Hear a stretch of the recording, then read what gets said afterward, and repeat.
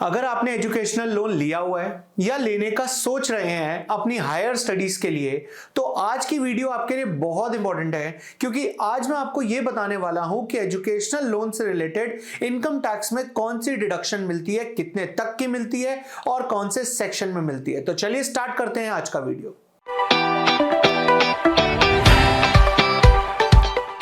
नमस्कार दोस्तों, मैं सीए रोहित सेठी टैक्स फैक्टर इंडिया की इस वीडियो में आपका स्वागत करता हूं। दोस्तों, आज हम बात करने वाले हैं सेक्शन 80E, यानी कि एजुकेशनल लोन लेने पर अगर आप ईएमआई चुकाते हो तो ईएमआई चुकाने से आपको देखिए बेनिफिट तो मिलता है। ये बेनिफिट मिलता है कि आप हायर स्टडीज के लिए एक फंडिंग आपको मिल जाती है, आपके लिए ईजी हो जाता है हायर स्टडी को परस्यू करना। बट सोच के देखिए कि उस बेनिफिट के साथ साथ अगर आपको एक और बेनिफिट मिल जाए कि आपको इनकम टैक्स में उस अमाउंट की डिडक्शन मिल जाए तो कितना बढ़िया होगा ना। आज हम उसी डिडक्शन के बारे में बात करने वाले हैं। दोस्तों, पहले ही मैं बात क्लियर कर दूं कि जो भी आप ईएमआई पे करते हैं, चाहे किसी भी लोन की, चाहे वो आपका होम लोन है, एजुकेशनल लोन है, व्हीकल लोन है, कोई भी लोन है, पर्सनल लोन भी, उसके अंदर दो कंपोनेंट्स होते हैं, प्रिंसिपल कंपोनेंट और इंटरेस्ट कंपोनेंट। यहां पर एजुकेशनल लोन की जो हम बात कर रहे हैं उसमें आपको प्रिंसिपल कंपोनेंट की कोई डिडक्शन नहीं मिलने वाली है, क्योंकि सरकार ये कहती है कि आपने जो पैसा अपनी एजुकेशन को फंड करने के लिए लिया था वो तो आपको चुकाना ही पड़ेगा ना। लेकिन हाँ, उसके ऊपर जो आपको इंटरेस्ट चुकाना पड़ रहा है वो हम आपको छूट देने के लिए तैयार हैं। इसका मतलब इंटरेस्ट कंपोनेंट की आपको डिडक्शन मिलेगी। किस अमाउंट तक मिलेगी, कौन सी स्टडीज के लिए मिलेगी, कहां से लोन लेने के लिए मिलेगी, ये हम स्टार्ट करते हैं। सबसे पहले हम बात करते हैं कि आपको किसको ये डिडक्शन अलाउड है। ठीक है, अगर हम बात करें किसको ये डिडक्शन अलाउड है तो ये डिडक्शन अलाउड है सिर्फ और सिर्फ इंडिविजुअल को। HUF, पार्टनरशिप फर्म, इन सबको अलाउड नहीं है। और इंडिविजुअल को भी जो ये डिडक्शन अलाउड है ये सिर्फ अपने लिए नहीं, अपने पे डिपेंडेंट, अपने स्पाउस या अपने चिल्ड्रन के लिए भी अलाउड है। इन शॉर्ट, अगर आप कोई लोन लेते हैं अपनी हायर स्टडीज के लिए या अपने चिल्ड्रन की हायर स्टडीज के लिए, अपनी स्पाउस की हायर स्टडीज के लिए, और आप ईएमआई पे कर रहे हैं तो आप वो डिडक्शन क्लेम कर सकते हैं। राइट, ये तो बात हो गई कि किसको डिडक्शन अलाउड है। कौन सी स्टडीज के लिए? हायर स्टडीज के लिए। चाहे वो हायर स्टडीज आप इंडिया में कर रहे हैं या आप अब्रॉड में कर रहे हैं, इससे फर्क नहीं पड़ रहा। बात सिर्फ हो रही है कि हायर स्टडीज होनी चाहिए। और एक बात और, ये नहीं कि आप लोन किसी से भी ले लें। अब मैंने भाई अपने दोस्त से लोन लिया, अब उस दोस्त से लोन पे मैंने इंटरेस्ट दिया तो मेरे को उसके ऊपर डिडक्शन मिल जाएगी, नहीं, ऐसा नहीं है। ये लोन या तो आप किसी प्राइवेट इंस्टीट्यूट से भी अगर लेते हैं तो वो रिकॉग्नाइज्ड होना चाहिए, फाइनेंशियल इंस्टीट्यूशन। अगर आप किसी चैरिटेबल इंस्टीट्यूट से लेते हैं तो वो भी रिकॉग्नाइज्ड और अप्रूव्ड होने चाहिए। या फिर आप किसी अप्रूव्ड बैंक से अगर लोन लेते हैं तो आपको ईएमआई में जो इंटरेस्ट कंपोनेंट होगा उसकी डिडक्शन सेक्शन 80E में मिलेगी।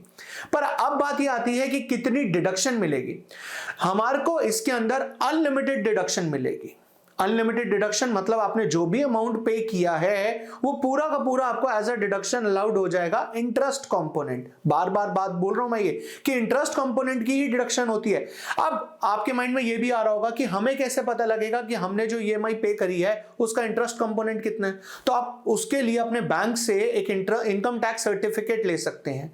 आप अपने बैंक को मेल करेंगे कि आप हमारे को इस फाइनेंशियल ईयर का इनकम टैक्स सर्टिफिकेट चाहिए, तो बैंक आपको मेल कर देगा जिसके अंदर स्पेसिफिकली होगा कि पूरे साल में आपने जो भी ईएमआई पे करी है उसका प्रिंसिपल और इंटरेस्ट कंपोनेंट क्या है। चलिए, ये तो क्लियर हो गया कि कहां से आप लोन ले सकते हैं, किस पर्पस के लिए ले सकते हैं, किस किस को डिडक्शन मिलेगी और कितनी डिडक्शन मिलेगी। लेकिन इसमें एक बहुत बड़ी कंडीशन है, वो देखते हैं क्या है। अब जो कंडीशन है वो क्या है, ध्यान से समझिएगा। लेट्स से आपने एक लोन लिया 2 साल की पढ़ाई के लिए।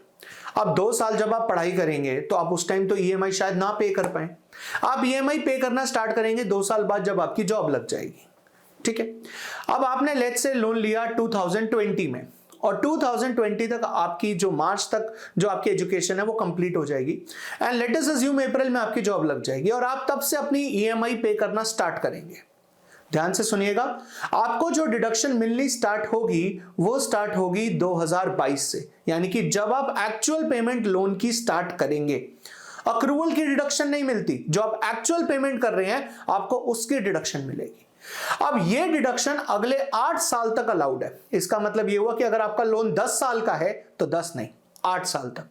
हाँ, लेकिन अगर आपका लोन 5 साल का है और आपने 5 साल में खत्म कर दिया तो आपको डिडक्शन फिर 8 साल तक नहीं मिलेगी, फिर 5 साल तक ही मिलेगी।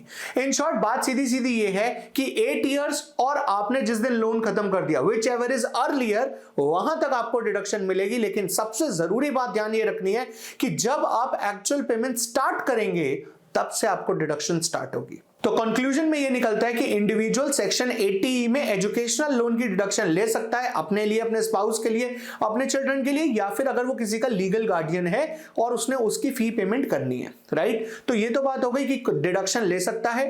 कब डिडक्शन ले सकता है? जब वो एक्चुअल पेमेंट स्टार्ट करेगा। सिर्फ इंटरेस्ट कंपोनेंट की डिडक्शन मिलेगी अंडर सेक्शन 80E, कोई अमाउंट की कैपिंग नहीं है। 8 साल तक डिडक्शन ले सकते हैं। उम्मीद करता हूं कि इस वीडियो में आपको जो जो बताया गया वो सब क्लियर हो गया होगा। और अगर आपके कोई डाउट्स होंगे तो आप कमेंट बॉक्स में कमेंट करके बताएं दोस्तों। मिलते हैं नेक्स्ट वीडियो में। हाँ, अगर आप इस चैनल पे नए हैं तो सब्सक्राइब जरूर करें, लाइक करें एंड शेयर करें। Bye bye.